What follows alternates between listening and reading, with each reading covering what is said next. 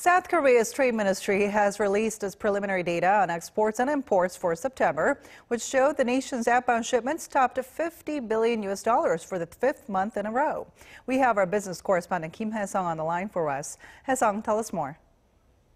Ji-yoon, yeah. So in the month of September, Korea exported $50.6 billion by value, passing the $50 billion mark for the fifth consecutive month.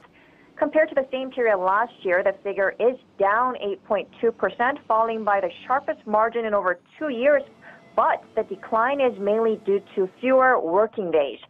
There were only 19.5 working days last month because of the Chuseok holiday from September 24th to 26th, resulting in 4 fewer working days than last year. Remember, Chuseok was in October last year. Based on average exports per working day, Korea's outbound shipments increased to $2.6 billion, a record high, meaning Korea is doing fairly well on the trade front despite the U.S.-China trade spec concerns, at least for now. The strong export growth comes on the back of robust semiconductor and petroleum goods exports, which increased by double digits on strong demand. Imports fell 2.1% to around $41 billion, recording a trade surplus of $9.7 billion last month. All right, so that's good to hear. But from what I know, South Korea's trade minister himself held a briefing on the trade data. What did he say on this?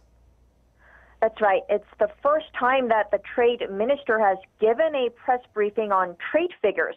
After a briefing on trade figures, Minister Kim Hyesung gave an off-camera briefing to explain the results on the revised Korea-U.S. Free Trade Agreement that was signed by President Moon Jae-in and President Trump last week in Washington.